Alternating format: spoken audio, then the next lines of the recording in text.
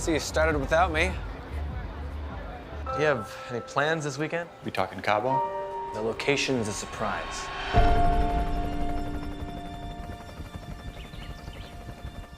Listen, no ringing, no buzzing, nothing electrical.